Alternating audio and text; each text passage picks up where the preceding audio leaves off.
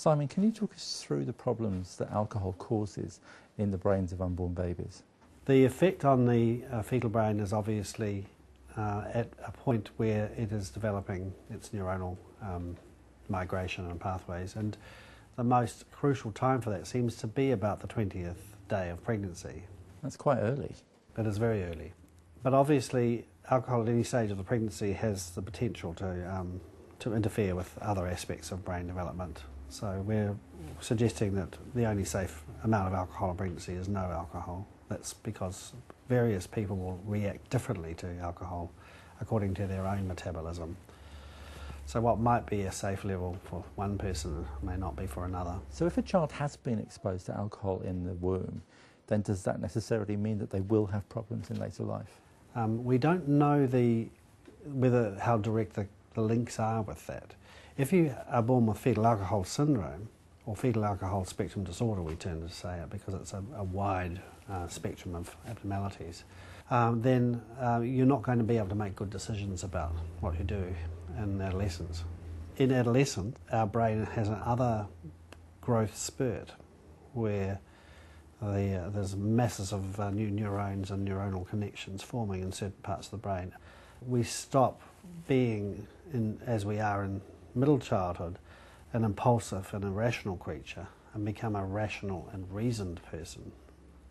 And those rational and sensible decision-making processes come as a result of this development in the brain, particularly the front of the brain, what we call the frontal lobes.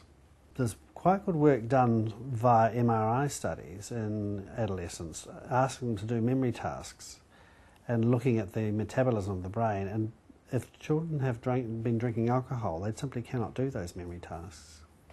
So we're starting to realise that not only are the direct effects of alcohol, and those are the effects like respiratory depression, which stops you breathing if you take too much, like clouding your consciousness and making you not be able to even think rationally or straight, which anybody who's drunk a lot of alcohol realises happens to you, and it's why we have driving laws about alcohol. But it also poisons your liver in very large amounts, and that it can stop your blood from being able to maintain blood glucose, and that probably contributes to the deaths. But it is lethal, it's a poison in those very large doses. So is there an age at which it's safe to start drinking? I often ask this, and there's very good data, New Zealand data, and from quite a long time ago now, which can quite clearly relate the age at which you have your first alcohol intake to the likelihood of you having problems with alcohol in your adult life. The younger you are, the more likely you are to have problems. You talk about some key developmental stages when a young person is growing. Why is that such a vulnerable time for exposure to things like alcohol when they're growing up? We sort of know that when you lay down your neurons and develop parts of your brain, that you set a pattern of reaction to the same stimulus for life, quite often. Which is why when your brain is in the middle of developing, to overload it with any sort of drug, including alcohol, as an adolescent, is predisposing to a set pattern of behaviour that may persist for the rest of life, and that, obviously, if it's a bad pattern, is not something that we want to encourage. Are there things that we can do to minimise the harm? After all, we can't be with our children 24 hours a day. I think that's a really difficult question.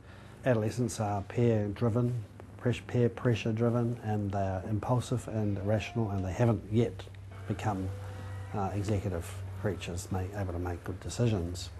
Restricting limits on age is one thing, but education's another, and I think an example of that would be that you won't find a single young boy or girl in the schools around this child that unfortunately died recently who don't know about the negative effects of alcohol. Now that's a really strong lesson for them, a very tough one, but that does illustrate that that I think there is still potential for education to influence that. There'll be parents watching this who are as concerned as we all are at what happened at King's and horrified. What's your advice to parents as far as alcohol and their children are concerned?